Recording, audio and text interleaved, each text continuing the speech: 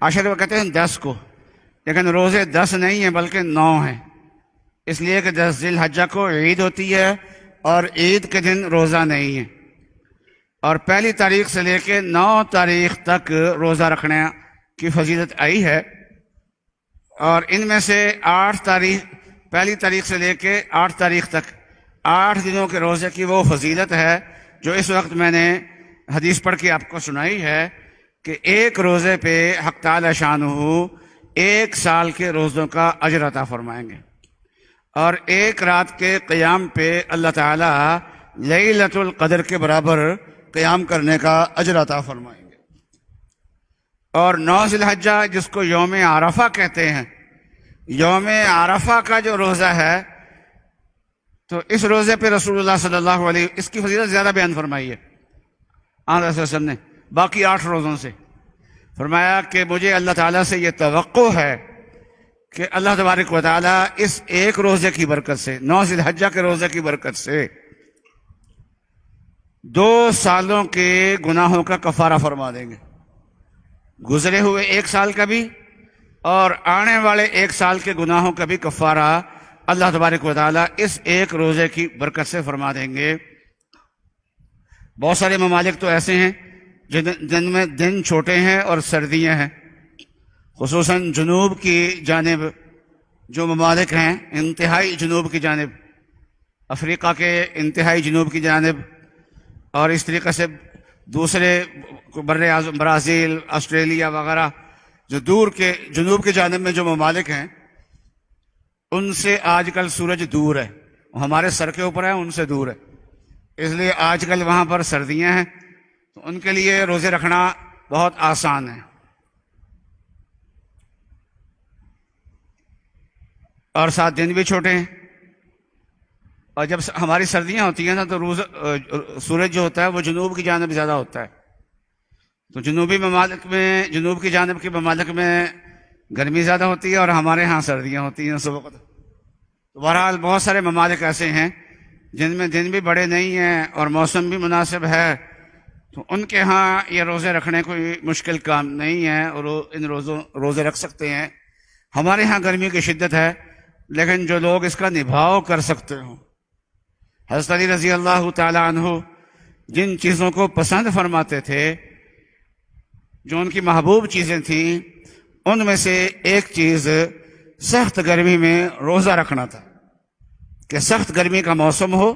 اور اس میں روزہ رکھا جائے۔ حضرت علی رضی اللہ تعالیٰ عنہ اس کو پسند فرماتے تھے۔ بہرحال جس میں ہمت ہے وہ ان ایام میں روزے رکھے۔ ان ایام کی عبادات میں سے اہم ترین عبادت وہ حج کی عبادت ہے۔ اللہ تعالیٰ ہم سب کو نصیب فرمائے، بار بار نصیب فرمائے۔ تو حج کرنے والے لوگ تو ایک مخصوص تعداد میں ہوتے ہیں، پہلے لاکھوں میں تھے، اب ہزاروں میں ہوں گے۔ سعودی حکومت احتیاط کر رہی ہے تاکہ ایسا نہ ہو کہ بیماری پھیلے اور دنیا کو مسلمانوں پہ انگلیاں اٹھانے کا موقع ملے، ورنہ جو حکومت اپنے قیام کے وقت سے لے کے آج تک لاکھوں کی تعداد میں حجاج کی خدمت کرتی ہوئی آ رہی ہے، تو اس وقت ان کو خدمت سے کیا عار ہے، ان کو کیا مشکل ہے، وہ کر سکتے ہیں۔ لیکن جو ان کا انتظام ہے ہم سمجھتے ہیں کہ انہوں نے اپنے طور پہ بہتر سمجھا ہوگا جو کیا ہوگا۔ بہرحال جتنے لوگ بھی حج کرنے کے لیے جاتے ہیں، صرف حاجی کی مغفرت نہیں ہوتی، بلکہ رسول اللہ صلی اللہ علیہ وسلم نے فرمایا حاجی جس کے لیے مغفرت کی دعا کر دے ان سب کی مغفرت ہو جاتی ہے۔ اب کتنے حاجی ایسے ہوں گے جو ساری امت کے لیے دعائیں کرتے ہوں گے؟ اس لیے حج کرنے والے لوگ مخصوص تعداد میں ہوتے ہیں، لیکن اس حج سے مستفید ہونے والی ساری امت ہوتی ہے، فائدہ ساری امت کو پہنچتا ہے، اس کا ساری امت اس سے مستفید ہوتی ہے۔ تو رمضان پورا مہینہ عبادت کرتے ہیں، تو جب رمضان ختم ہوتا ہے تو اگلا دن اللہ تعالیٰ عید کا دن بنا دیتے ہیں، اور جب لوگ حج کرتے ہیں اس حج کے ذریعے سے امت مسلمہ کی مغفرت ہوتی ہے، تو اس سے اگلا دن اللہ تبارک و تعالیٰ عید کا دن بنا لیتے ہیں، 10 ذی الحجہ عید کا دن ہوتا ہے۔ تو ایک عبادت تو حج کی ہے، لیکن یہ مخصوص لوگوں کے لیے ہے، اور جو باقی ہیں وہ حج پہ جانے والوں کو رخصت کر دیں، جب آئیں تو ان کا استقبال کر لیں، تو اس پہ بھی اللہ تبارک و تعالیٰ بہت اجر عطا فرما دیں گے۔ یہ بھی بڑی بات ہوتی ہے۔ اور دوسری اہم ترین عبادت اس میں وہ قربانی کی عبادت ہے۔ رسول اللہ صلی اللہ علیہ وسلم نے مدینہ منورہ میں 10 سال مسلسل قربانی کی ہے، اور کبھی رسول اللہ صلی اللہ علیہ وسلم نے قربانی کا ناغہ نہیں فرمایا۔ اور جس سال آپ نے حج کیا ہے یہ آخری ذی الحجہ تھا آپ کا، اس موقع پہ رسول اللہ صلی اللہ علیہ وسلم نے 100 اونٹ ذبح فرمائے، 100 اونٹوں کی قربانی کی ہے، اور اپنے ہاتھ سے 63 اونٹ خود نہر کیے۔ اور عجیب بات یہ ہے کہ اونٹ کو نہر کرنا بڑا مشکل کام ہوتا ہے، اور یہ آپ کی قوت تھی۔ اور اونٹ بھی عجیب تھے کہ سنن ابی داؤد کی روایت ہے کہ جب آپ نہر کرنے کے لیے ہاتھ میں وہ چھری پکڑی ہوئی تھی تو کلہن یزدلفن الیہ، کہ ہر اونٹ جو ہے وہ اپنی گردن کو آگے کو کر رہا تھا کہ رسول اللہ صلی اللہ علیہ وسلم اونٹ ذبح کرنے میں یہ چھری جو چلے میرے گلے پہ پہلے چلے۔ اللہ اکبر، کیا شان محبوبیت تھی کہ جن کے ہاتھ سے گلا کٹوانا جانور سعادت سمجھتے ہو تو انسانوں کے لیے کیا ہوگا۔ اس لیے ہم کہا کرتے ہیں کہ بھائی ہم مولوی لوگ ہیں، ہر مسلمان جو ہے رسول اللہ صلی اللہ علیہ وسلم کا عاشق ہے، اور ہر مسلمان اپنی گردن کو رسول اللہ صلی اللہ علیہ وسلم کی ناموس کے لیے قربان کرنا سعادت سمجھتا ہے، بلکہ ہر مسلمان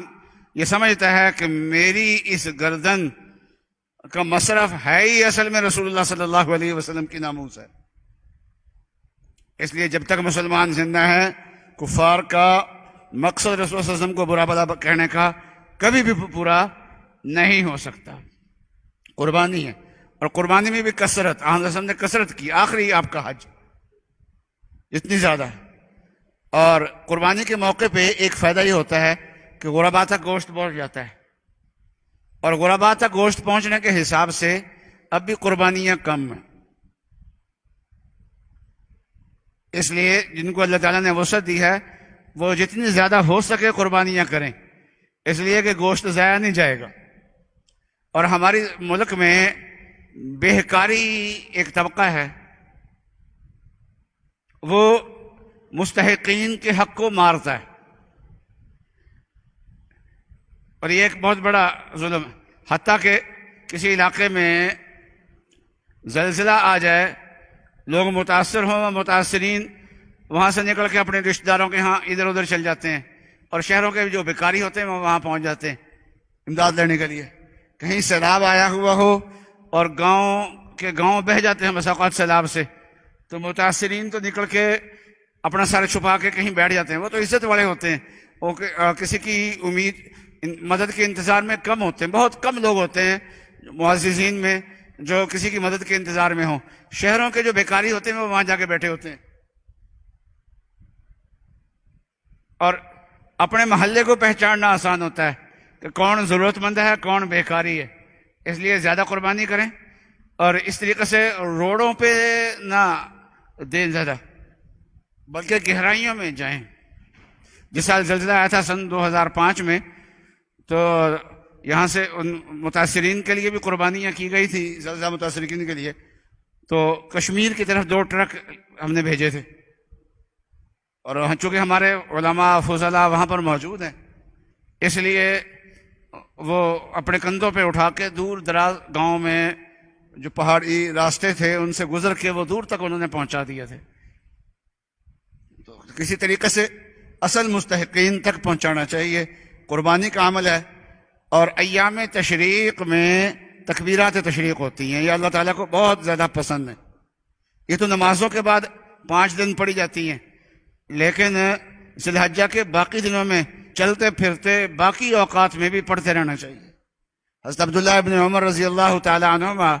بازار تشریف لے جاتے تھے آپ کے ساتھ، آپ کے شاگرد بھی چل پڑتے تھے، تو حضرت عبداللہ ابن عمر جو ہیں وہ بلند آواز سے بازار میں گزرتے ہوئے تکبیرات پڑھتے تھے، اللہ اکبر لا الہ الا اللہ اللہ اکبر وللہ الحمد، تو اور شاگرد بھی ساتھ پڑھتے تھے، پورا بازار ہی ساتھ پڑھنا شروع ہو جاتا تھا۔ اور شاید اسی حضرت عبداللہ ابن عمر کی اس عمل پہ کو جاری رکھنے کے لیے بعض شہروں میں نے دیکھا سعودیہ میں کہ انہوں نے گاڑیوں میں سپیکر فٹ کیا ہوا ہے اور گاڑی چلتی جا رہی ہے اور تکبیرات تشریق پڑھی جا رہی ہیں اس میں، اب لوگ سن رہے ہیں، سنتے ہوئے ساتھ ساتھ وہ بھی پڑھ رہے ہیں۔ تو باقی ایام میں بھی کثرت سے ہمیں یہ اللہ کا ذکر کرنا چاہیے، اور خصوصیت سے تکبیرات تشریق جو ہے وہ اپنے طور پہ آواز سے یا بغیر آواز کے پڑھتے رہنا چاہیے۔ تو انشاءاللہ آئندہ جمعہ آئے گا، وہ بھی عید سے پہلے ہوگا، تو مزید انشاءاللہ کچھ باتیں ان ایام کے بارے میں آئندہ بھی عرض کریں گے۔ وآخر دعوانا ان الحمدللہ رب العالمین۔